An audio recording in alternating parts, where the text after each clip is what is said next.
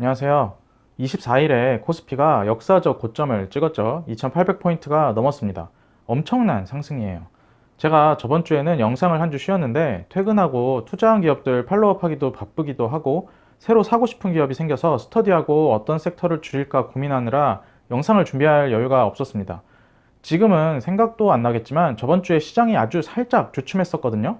코스피가 주춤하니까 뭐 현금을 챙겨야 한다 등등 이야기가 많아서 가입자 게시글이랑 아주 간단한 가입자 영상을 짧게 올리면서 현금화에 대한 생각을 공유했었는데 마침 시장이 크게 오르면서 고점을 뚫어버렸네요.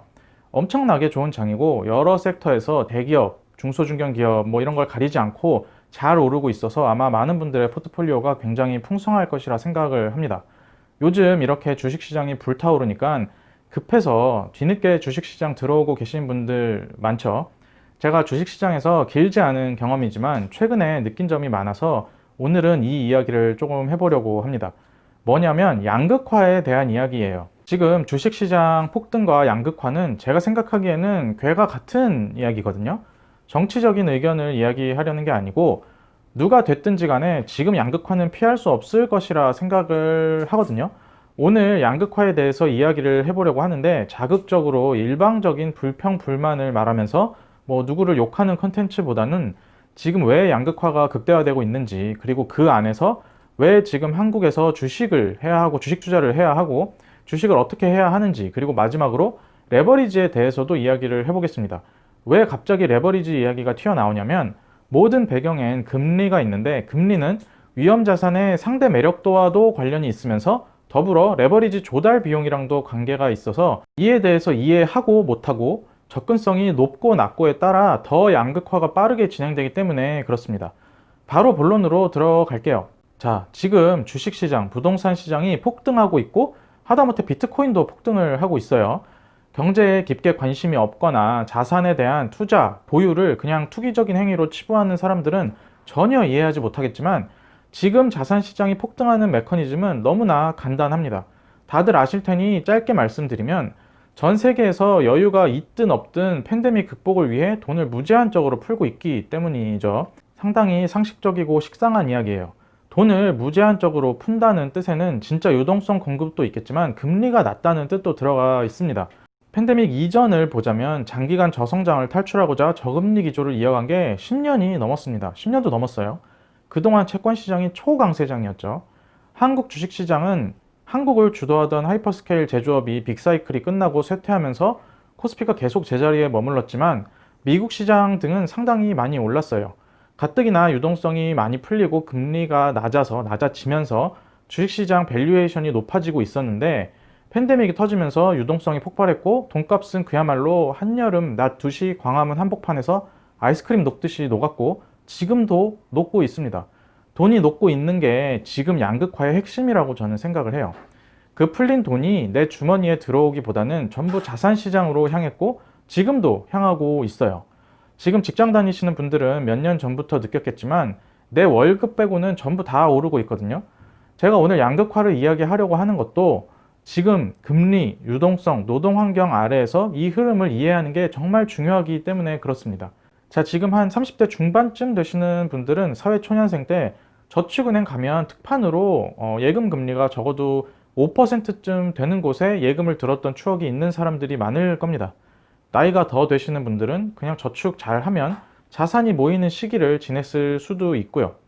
우리는 그간 재테크라고 하면 열심히 직장 생활하고 뭐 나가는 돈 줄이고 저축 좀 하고 통장 쪼개고 그거 모아서 다시 적금 돌리고 적금 타면 예금 돌리고 다시 적금 풍차 돌리고 보험 필요한 거 들고 직장인들 연말에 연말정산 한다고 펀드 넣고 뭐 이렇게 열심히 그냥 말 그대로 열심히 아끼고 저축하면 재테크 잘할 수 있고 돈 모을 수 있고 언젠가 나도 부자 될 수 있다 뭐 이런 식으로 교육을 받았잖아요. 최근에야 조금 달라졌지만 TV나 뭐 어디 전문가가 해주는 재테크 강의 이런 데 가보면 거의 다 저런 식이고 오프라인에서는 심지어 나중에 강의 끝날 때쯤 신청서 쭉 돌려서 보험이나 펀드 팔고 막 그랬어요. 지금 자산시장의 흐름 정확히 이야기하면 2016년 이후 부동산 시장과 2019년, 20년의 주식시장의 흐름이 왜 중요하냐면 개개인의 저런 일반적인 노력을 그냥 무자비하게 뭉개버리고 철저하게 자산이 있느냐, 내가 괜찮은 자산을 쥐고 있고 나한테 들어오는 현금을 그 가치가 높기 전에 업사이드가 열린 자산으로 잘 전환시키고 있느냐, 구입을 잘 하고 있느냐에 따라 양극화가 극명하게 갈리고 있기 때문에 그렇습니다. 이건 누구 때문이라기보다는 다 떠나서 시대적 흐름이 그렇게 가고 있습니다. 이미 많이 그래 왔고요. 그리고 이렇게 돈을 쏟아붓고 있는데도 경기가 살아나는 흐름이 확실하게 보이지 않기 때문에 돈을 추가로 계속 더 넣고 있고, 이렇게 미친 듯이 돈을 더 넣고 있는데도 부족하다는 주장이 계속 나오고 있습니다. 그러는 와중에 지금 경제의 모든 분야가 다 어려운 것은 아니고, 또 잘 되는 섹터는 초호황을 누리는 섹터들도 있거든요. 되는 섹터에 계속 돈이 몰리면서 가격이 상승해서 누구는 자산이 계속 불어나고 있고, 누구는 그냥 월급 받는 거로 저축 열심히 해서 상대적으로 계속 가난해지고 있고 그래요. 이제는 열심히 하면 안 되고 잘 해야 하는 시대가 됐습니다. 그러면 양극화를 극복하려면 어떻게 해야 하느냐? 답은 딱 한 개밖에 없어요. 내가 어디 부모가 물려줄 재산이 수억, 수십억 있는 게 아니라면 답은 딱 한 개입니다. 자산시장에 들어가는 거예요. 그리고 흙수저일수록 주식시장에서, 금융시장에서 답을 찾아야 된다고 저는 생각합니다.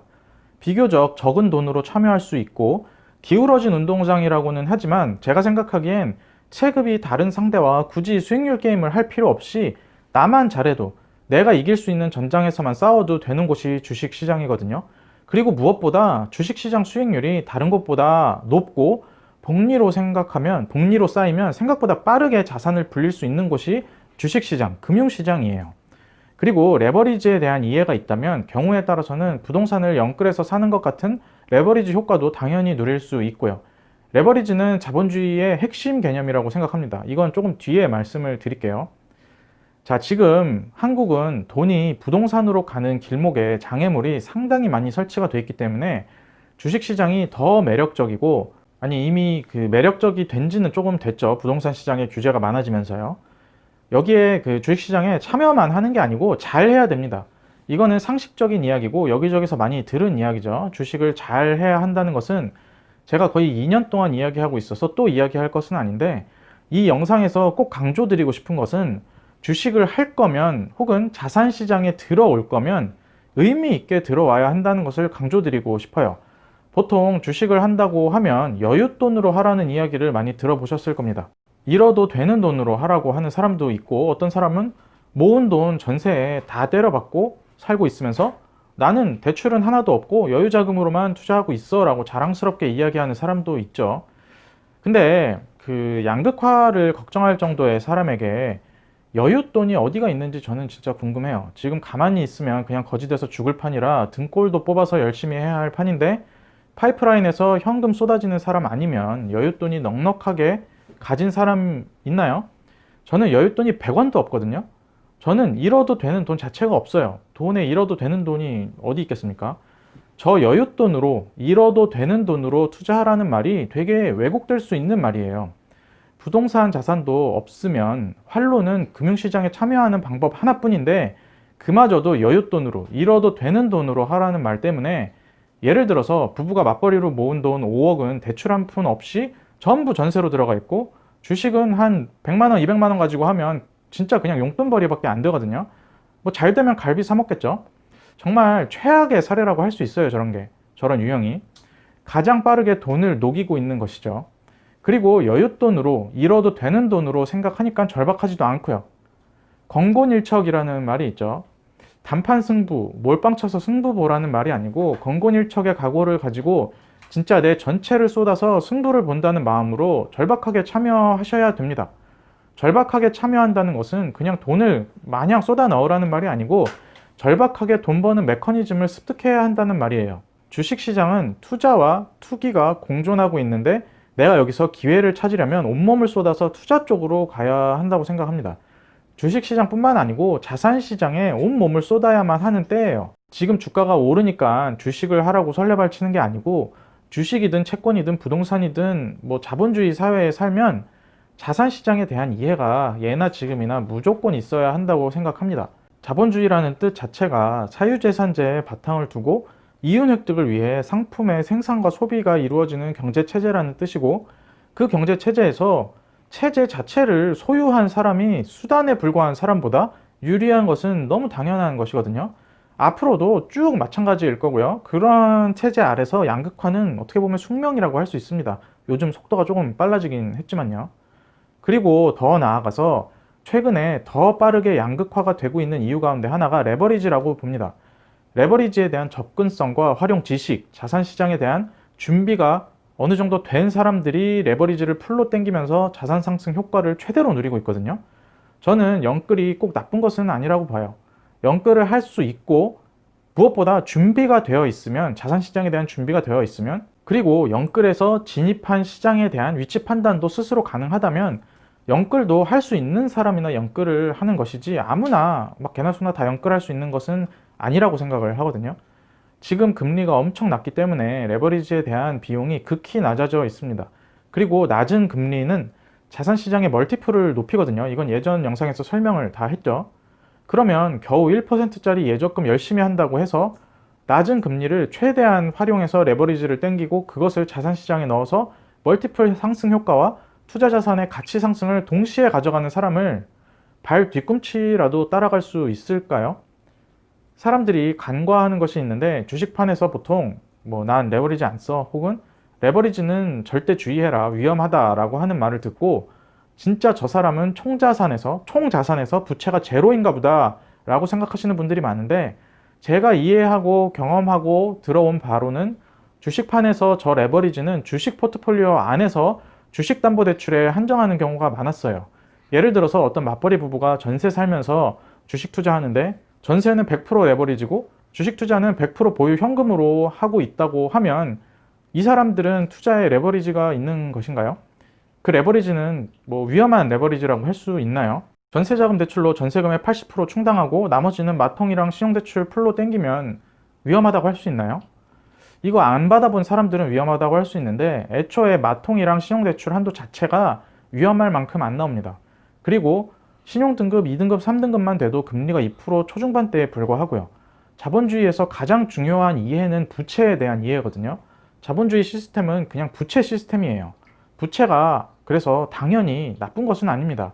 주식담보대출 풀로 잡아서 주식 투자를 하는 것은 주식 가격이 하락하면 담보 비율이 터지니까 한 방에 시장에서 아웃될 수 있어서 위험하다고 할 수 있는데, 제가 예를 들어 드린 것처럼 현금 흐름이 충분히 있는 사람이 주거에 대해서는 안정적이고 뒤가 막히지 않은 부채를 끌어서 적극 활용하고, 투자는 100% 보유하고 있던 현금으로 진행하는 것 같이 레버리지를 활용하면 당연히 활용법을 모르는 사람보다 훨씬 빠르게 길을 갈 수 있겠죠.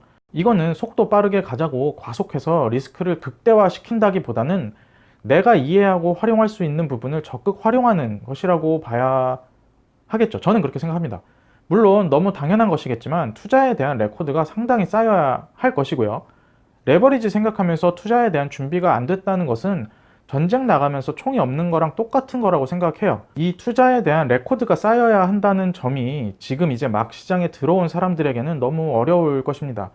주식시장이 형식적인 진입장벽은 낮아서 마구잡이로 100원 들고도 들어올 수 있는데, 주식에 대한 진입장벽, 수익에 대한 진입장벽은 절대로 낮지 않거든요. 부동산처럼 실거주한다고 한 채 사서 비비면서 인플레이션에 대출 녹이고 다운턴 끝나길 기다릴 수 있는 그런 성격의 자산도 아니고요. 아무것도 없이 맨주먹으로 시작하는 사람들은 무조건 주식시장에서 답을 찾아야 하고, 무슨 여유자금으로 한다느니 이러도 되는 돈으로 한다느니 하면서 용돈벌이 할 생각보다는 여기서 내가 올라간다는 마음으로 참여해야 합니다. 그리고 너무 당연히 준비가 되어 있어야겠죠. 다시 말씀드리지만 레버리지도 활용할 수 있으면 안전한 레버리지를 활용하는 게 나쁜 거 아니라고 저는 생각을 합니다. 누구는 낮은 금리를 이용해서 멀티플 재평가 받고 있는 시장에 들어가 있는데, 누구는 현금 녹아내리는데 적금 예금 넣으면서 현금 녹지 말라고 한여름에 선풍기 돌리고 있으면 누가 이길 가능성이 높은지는 쉽게 알 수 있겠죠. 이런 레버리지를 활용하는데 진짜 직장만큼 중요한 것이 없어요.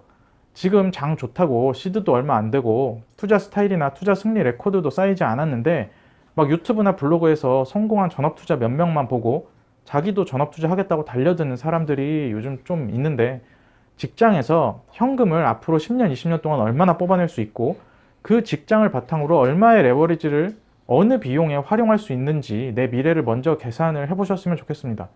투자는 패기와 기세로 하는 게 아니고 계산과 냉정하고 이성적인 판단으로 하는 것이니까요. 이런 현상은 최소한 금리가 높아지기 전까지, 그리고 그 금리가 어느 정도 수준으로 자산시장 멀티플에 영향을 줄 정도로 높아지기 전까지는 추세적으로 꽤 지속될 것이라고 봅니다.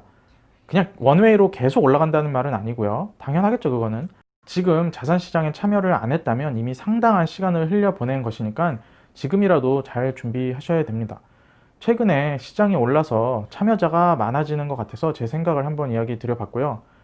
팬데믹으로 연말 같지 않은 연말을 보내고 계실 텐데 건강하고 안전하게 지내셨으면 좋겠습니다. 들어주셔서 감사합니다.